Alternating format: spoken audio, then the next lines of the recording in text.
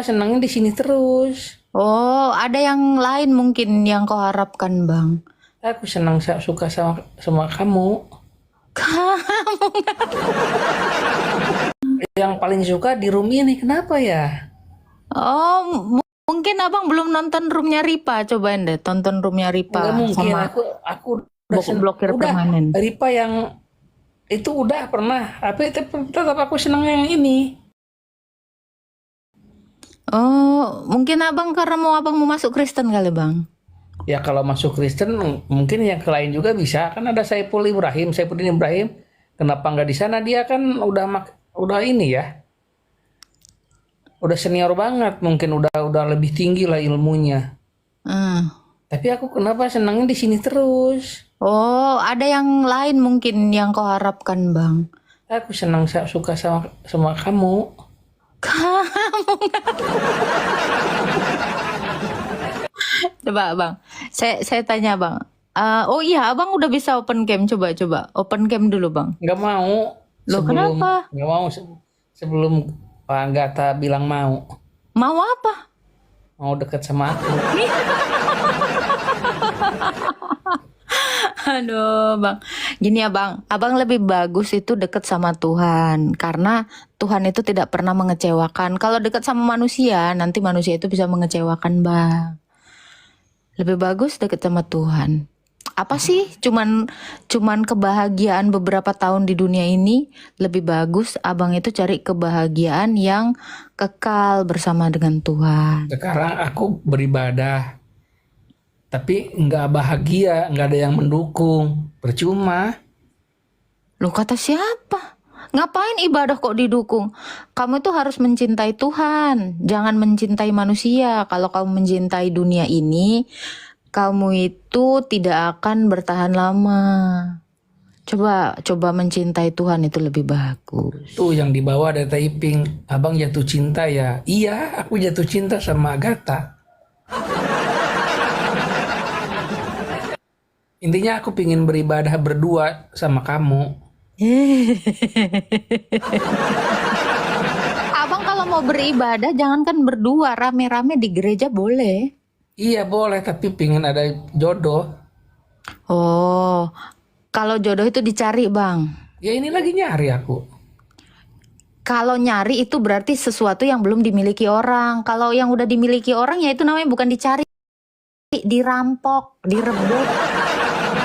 Mencari itu berarti sesuatu itu belum ada yang pemiliknya. Makanya Abang cari sehingga Abang menemukan. Belum ada yang punya. Udah tadi udah saya bilang kok. Katanya belum punya suami.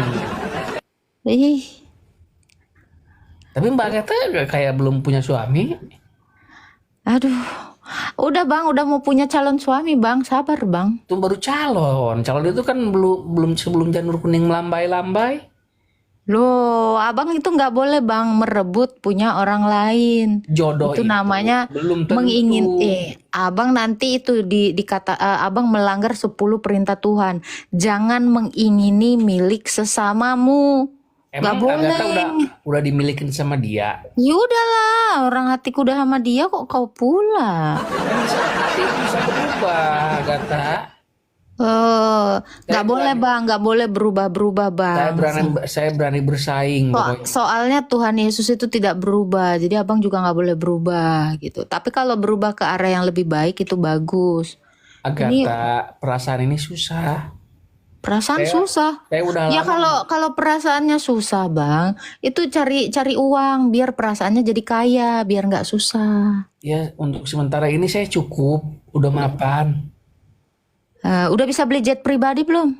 Ya nggak gitu juga. Ya udah, cari dulu, Bang. Nanti Abang bisa cari yang lebih Ini bagus-bagus. serius Agatha. Nih, Kenapa sih aku sanu tuh serius. seneng banget serius sama kamu. Ih, abdi mah moal. Aku Tedaikeun. DM kamu nggak balas-balas. Teu nyaho. Iraha mana teh nge-DM urang. Ih, Agatha mah sok gitu. Ih, mana sok itu, sok ngerujitkeun batur. Hoyong naon sih mana teh? Orang yang suka sama Agatha itu hargai dong. Abdi teh ngehargaan, tapi kita juga sebagai manusia harus menghargai privasi orang lain. Lah maneh sorangan teu ngehargaan. Pacar Aku orang bilang, kumaha tuh? aku Di bilang suka, aku bilang suka kok. Loh, Anda juga harus menghargai pria lain yang sudah saya Agatha, sukai gitu loh. aku bilang suka sama Agatha. Kalau Agatha nggak suka ya nggak apa-apa. Mungkin itu bertepuk sebelah tangan. Aku nggak apa-apa. Naon teh kumaha teh bertepuk sebelah tangan sok Aku ya loba. aku nggak memaksakan Agatha harus suka juga sama aku. Cuman aku udah senang bisa mengutarakan isi hatiku sama Agatha. Bayar. Kenapa? Bayar.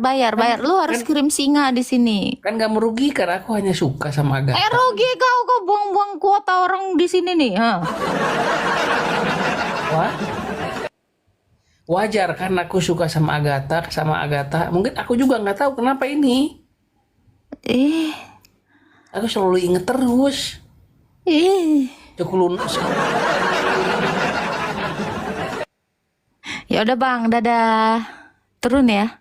Iya nggak Kan apa-apa. udah disampein kan. Aku udah senang gini juga. Aku udah bawa aja turun. Aku liatin kamu aja. Ih, Tuhan, takut pula aku. Kenapa harus takut ya aku? Enggak. Udah Bang. Udahlah, kita nyari yang warasan dikit lah. Ada apa tuh? Aku mau nanya nih, Islam Kristen, Kak? ya itu Islam Kak. Oke, silakan nanya lah. Aku mau nanya itu di dalam Lukas 16 dan Yohanes pasal 11 dan 12 itu kan ada cerita tentang Lazarus. Nah, pertanyaan saya tuh gini Kak, itu yang di Lukas 16 tuh Lazarusnya tuh sama atau beda yang sama apa? Sama. Kenapa yang di Lukas 16 tuh hanya diceritain kan perumpamaan itu kan Kak? Lukas 16 perumpamaan. Iya yang Lazarus dan orang miskin dulu kayak Oh, itu bukan perumpama perumpamaan, bukan. Itu benar-benar. Karena Lukas itu kan udah mati dan dibangkitkan. Oh gitu ya Kak. Iya, Terus jadi itu kenapa bukan itu perumpamaan. kenapa kenapa Lazarus tuh mau dibunuh Kak? Kenapa Kak? Siapa yang membunuh Lazarus? Lazarus tuh mati kan karena dia memang orang miskin itu. Sakit ya. Gak ada yang membunuh Lazarus.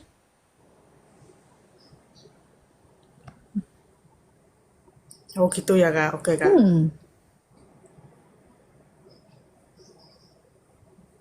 Ada lagi yang mau ditanyakan?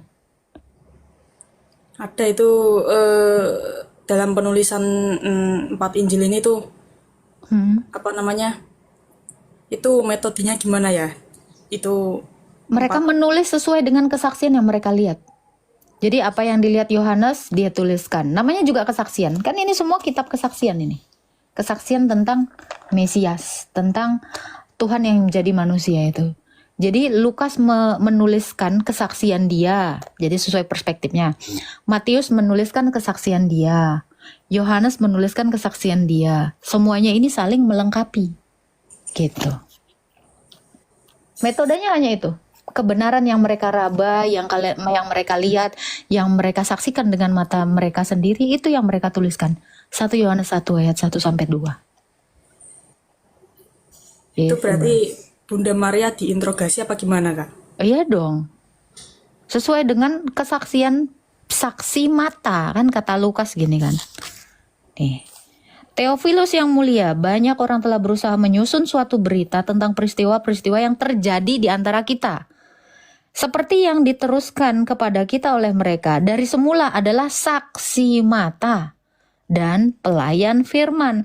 Setelah aku menyelidiki segala peristiwa itu dengan seksama, ya, aku mengambil keputusan untuk membukukannya secara teratur bagimu. Nah ini, Lukas ini dengan metode ini. Jadi saksi-saksi sejarah, saksi-saksi tentang pelayan firman Tuhan itu semua ditanya oleh Lukas. Makanya kenapa Bunda Maria itu pun ketika ditemui sama malaikat ya, itu dituliskan sama Rasul Lukas karena Bunda Maria itu memang mencari tahu tentang saksi sejarah ini gitu loh. Jadi semua orang yang terkait dengan peristiwa yang terjadi saat itu tentang Kristus Yesus itu semua memang diambil sama Lukas gitu. Ini ya, supaya engkau dapat mengetahui bahwa segala sesuatu yang diajarkan kepadamu sungguh dapat dipercaya. Jadi memang orang-orang yang sejaman yang tahu Tuhan Yesus itu adalah Bunda Maria. Jadi seperti apa Tuhan Yesus itu, Bunda Maria itu menceritakannya kepada Lukas. Ada juga Elizabeth di sini, ada juga Zakaria. Jadi kesaksiannya ini bukan kesaksian satu orang aja, tapi banyak orang. Gitu. Jadi semua apa yang diajarkan kepada kita ini adalah kebenaran. Karena orang-orang yang sejaman, orang-orang yang menyaksikan dengan mata kepala mereka sendiri gitu. Berbeda dengan kisah-kisah yang di tempat lain, yang diserupakan, yang aneh-aneh gitu, yang lahir di bawah pohon korma. Ini tidak ada saksinya gitu. Tidak ada konfirmasi dari orang-orang terkait gitu. Tentu itu bisa diragukan ajarannya, tetapi yang ini tidak mungkin diragukan, supaya engkau dapat mengetahui bahwa segala sesuatu yang diajarkan kepadamu sungguh dapat dipercaya. Kenapa? Karena seperti yang diteruskan kepada kita oleh mereka yang sejak semula adalah saksi mata dan pelayan firman Tuhan. Gitu Bang. Oh gitu ya Kak. Baik Kak. Yang maksud saya tadi yang Lazarus tuh Yohanes 12 ayat 9 Kak. Kenapa Yohanes 12 ayat 9? Kenapa di situ? Gimana? Apa sejumlah besar orang Yahudi mendengar bahwa Yesus ada di sana. Lalu ia datang untuk melihat Lazarus, orang yang telah dibangkitkan. Nah ini Yohanes memberikan kesaksian tentang Lazarus yang dibangkitkan itu setelah mati kan. Lalu di sini di dalam apa tadi? Kamu nanya tentang Lukas 16 itu. Lalu Lukas menuliskan bahwa ini kesaksiannya Lazarus. Setelah dia mati seperti apa, Lazarus menceritakannya. Kan tadi Lukas bilang, aku menyelidiki dari orang-orang yang terkait.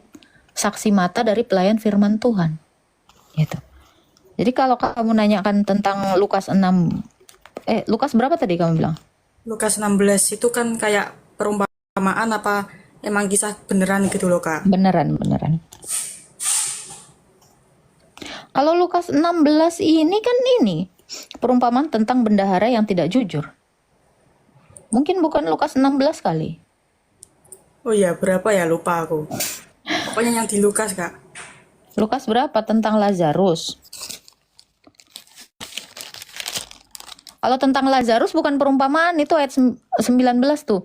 Orang kaya dan Lazarus yang miskin. Ini bukan perumpamaan ini. Yang perumpamaan itu yang ini, yang di atasnya.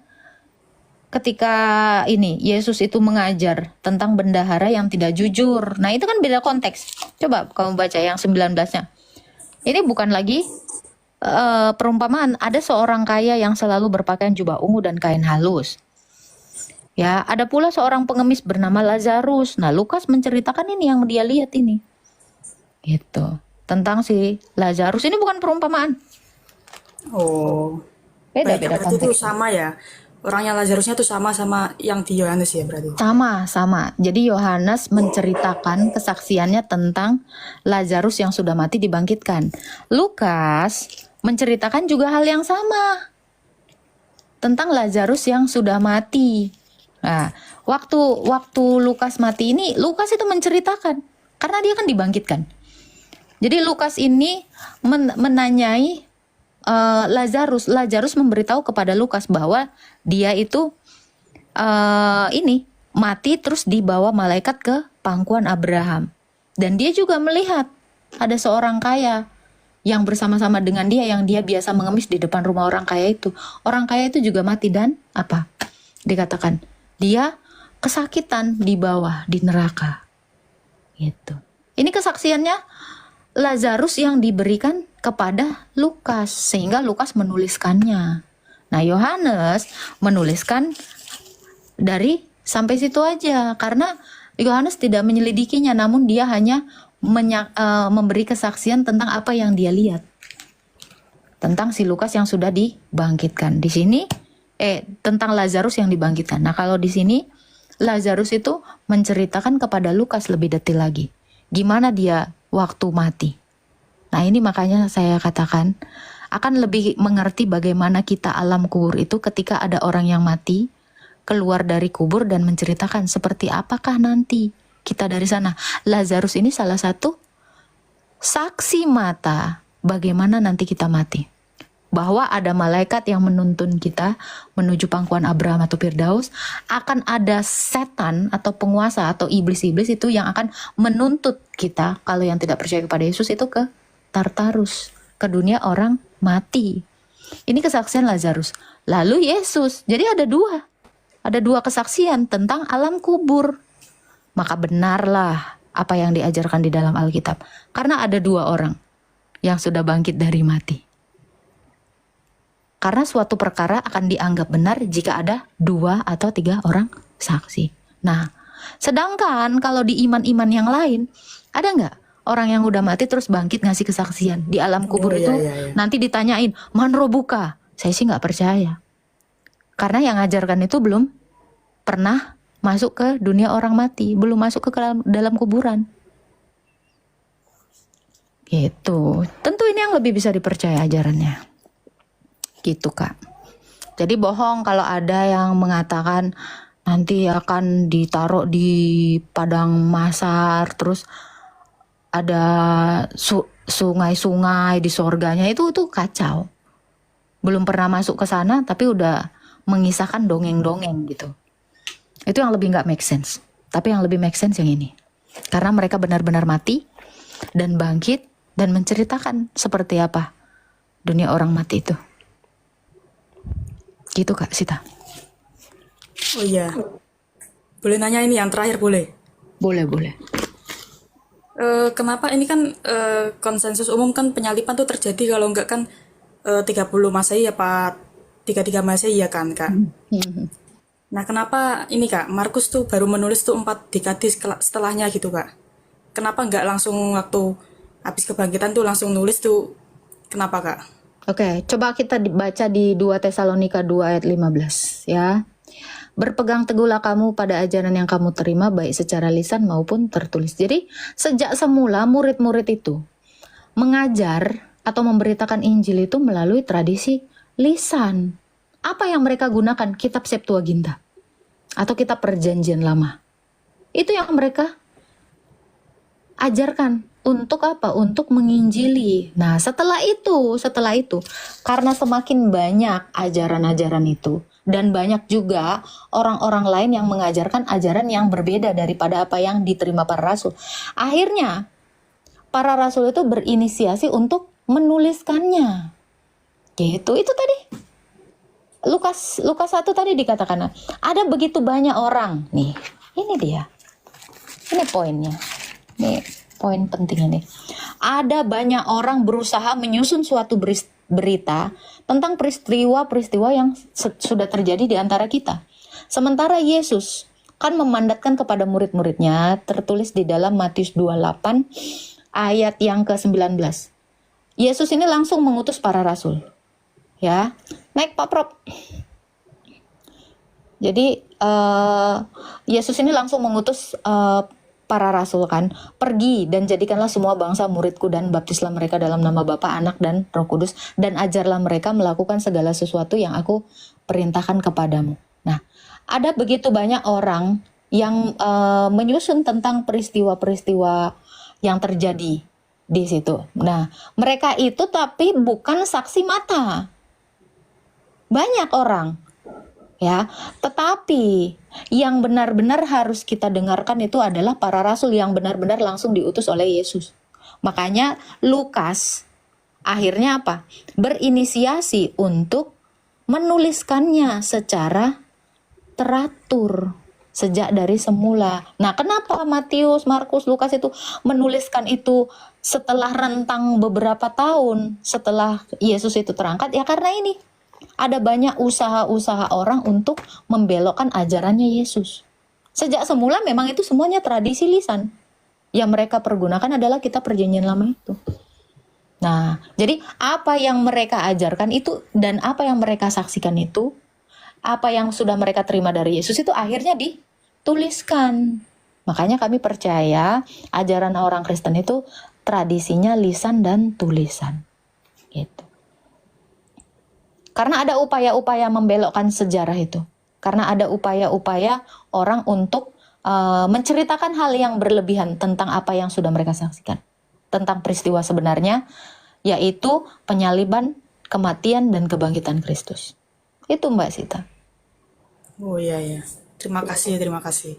Ya, baiklah saudara-saudaraku diberkati oleh Tuhan, kita telah menyaksikan video debat yang sederhana ini dan kiranya kita semuanya dapat menerima apapun yang kita dengarkan dan kalau ada kata-kata yang tidak menyenangkan kiranya dapat dimaafkan dan dimaklumi.